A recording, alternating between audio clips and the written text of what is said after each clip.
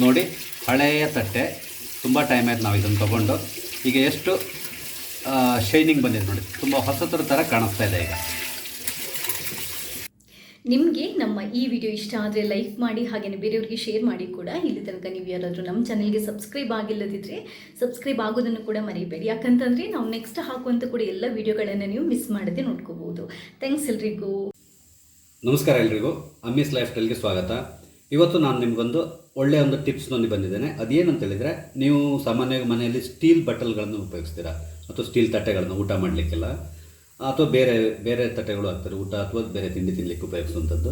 ಅದೇನಾಗುತ್ತೆ, ಕ್ರಮೇಣ ಅದರ ಶೈನ್ನೆಸ್ ಕಳ್ಕೊತದೆ, ಅಂದರೆ ಅದರ ಹೊಳಪನ್ನು ಕಳ್ಕೊಂಡು ಮತ್ತು ಡಲ್ ಆಗಲಿ ಶುರುವಾಗುತ್ತೆ.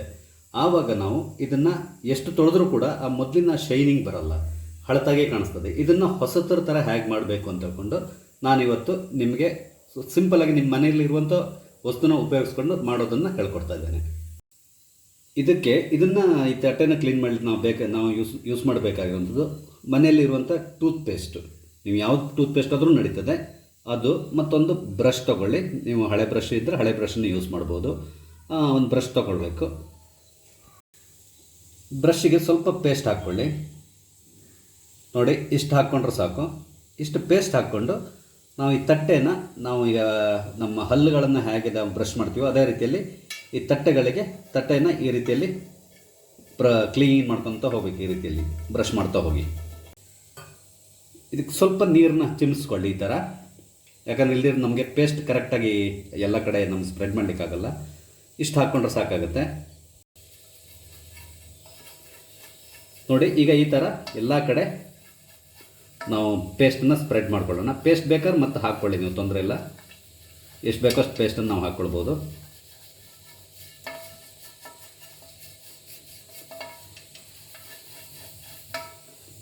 ನೋಡಿ, ಈ ಕಾರ್ನರ್ ಅಂದರೆ ಈ ಎಡ್ಜ್ಗಳಿರ್ತವೆ ನೋಡಿ, ಇಲ್ಲಿ ಸ್ವಲ್ಪ ಜಾಸ್ತಿ ಕ್ಲೀನ್ ಮಾಡಿ. ಯಾಕಂದರೆ ನಾವು ಎಷ್ಟೇ ನೀವು ಸ್ಕಾಚ್ ಬ್ರೈಟನ್ನು ನಾವು ಕ್ಲೀನ್ ಮಾಡಿದರೂ ಕೂಡ ಹೋಗಲ್ಲ ಕೆಲವು ಸರಿ.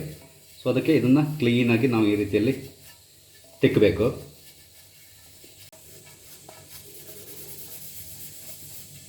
ಹೀಗೆ ಒಂದು 2 ನಿಮಿಷ ಕ್ಲೀನಾಗಿ ತಿಕ್ಕಿಬಿಡಿ. ಈಗ ನಾವು ಈ ತಟ್ಟೆಯ ಬ್ಯಾಕ್ ಸೈಡನ್ನು ಕ್ಲೀನ್ ಮಾಡೋಣ. ಸ್ವಲ್ಪ ನೀರನ್ನ ಚಿಮ್ಮಿಸ್ಕೊಂಡು ತಟ್ಟೆಗೆ, ಅಥವಾ ನೀವು ಪೇಸ್ಟಿಗೆ ಕೂಡ ಸ್ವಲ್ಪ ನೀರು ಹಾಕ್ಕೊಳ್ಬೋದು, ತೊಂದರೆ ಇಲ್ಲ. ಬ್ರಷ್ ಮಾಡುವಾಗ ನಾವು ಯೂಸ್ ಮಾಡ್ತೀವಲ್ಲ ಅದೇ ಥರದಲ್ಲಿ. ಇಲ್ಲಾಂದರೆ ತಟ್ಟೆಗೆ ಒಂದು ಸ್ವಲ್ಪ ನೀರನ್ನು ಚಿಮ್ಮಿಸ್ಕೊಂಡು ಈ ರೀತಿಯಲ್ಲಿ ತಿಕ್ಕಿ ಚೆಂದ ಮಾಡಿ.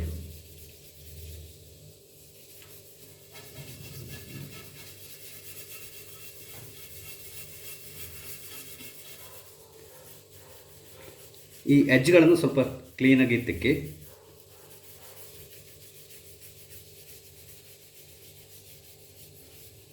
ಒಂದು 2 ನಿಮಿಷ ನೀವು ಈ ರೀತಿಯಲ್ಲಿ ಕ್ಲೀನಾಗಿ ತಿಕ್ಕಿ ನಂತರ ಒಂದು 5 ನಿಮಿಷ ಬಿಟ್ಬಿಡಿ ಅದನ್ನು. ನೋಡಿ, ನಾವು ಪೇಸ್ಟನ್ನು ಯಾಕೆ ಹಾಕೋದು ಅಂತ ಹೇಳಿದರೆ, ಅದರಲ್ಲಿ ಇರುವಂಥ ಕೆಲವೊಂದು ಇಂಗ್ರೀಡಿಯೆಂಟ್ಸಿಂದಾಗಿ ನಾವು ಈ ಕ್ಲೀನ್ ಮಾಡಿದಾಗ ಅದರಲ್ಲಿ ಯಾವುದೇ ರೀತಿಯ ಕೊಳೆ ಇದ್ರೂ ಕೂಡ ಹೋಗುತ್ತೆ. ನಾವೀಗ ಹಲ್ಲನ್ನು ಹೇಗೆ ಕ್ಲೀನ್ ಮಾಡ್ತೇವೆ ಅದೇ ರೀತಿಯಲ್ಲಿ ಯಾವುದೇ ರೀತಿಯ ಕೊಳೆ ಇದ್ರೂ ಹೋಗ್ತದೆ, ಮತ್ತು ಶೈನಿಂಗ್ ಬರ್ತದೆ. ಅದರಲ್ಲಿ ಕೆಲವು ಶೈನ್ ಬರಲಿಕ್ಕಾಗಿ ಕೆಲವೊಂದು ಇಂಗ್ರೀಡಿಯೆಂಟ್ಸ್ನ ಉಪಯೋಗಿಸ್ತಿರ್ತಾರೆ ಪೇಸ್ಟ್ನಲ್ಲಿ. ಹಾಗಾಗಿ ಒಳ್ಳೆ ಶೈನಿಂಗ್ ಕೂಡ ಬರ್ತದೆ. ಈಗ ನೋಡಿ, ಇದನ್ನ ಕ್ಲೀನಾಗಿ ತೊಳೆದು ತೋರಿಸ್ತಾ ಇದ್ದೇನೆ.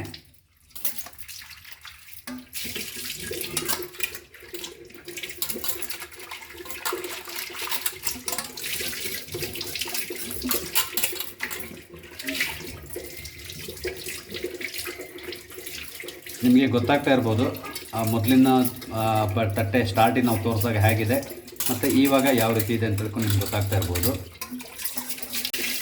ನೋಡಿ, ಹಳೆಯ ತಟ್ಟೆ, ತುಂಬ ಟೈಮ್ ಆಯ್ತು ನಾವು ಇದನ್ನು ತೊಗೊಂಡು. ಈಗ ಎಷ್ಟು ಶೈನಿಂಗ್ ಬಂದಿದೆ ನೋಡಿ, ತುಂಬ ಹೊಸತರ ಥರ ಕಾಣಿಸ್ತಾ ಇದೆ ಈಗ.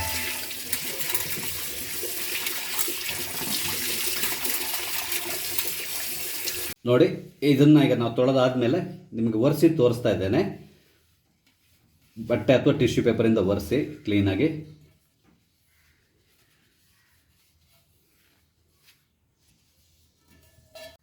ಈಗ ಈ ತಟ್ಟೆ ಸಂಪೂರ್ಣವಾಗಿ ಕ್ಲೀನ್ ಆಗಿದೆ ನೋಡಿ, ತುಂಬ ಶೈನಿಂಗ್ ಬಂದಿದೆ, ಜಸ್ಟ್ ಹೊಸತರ ಥರನೇ ಕಾಣಿಸ್ತಾ ಇದೆ.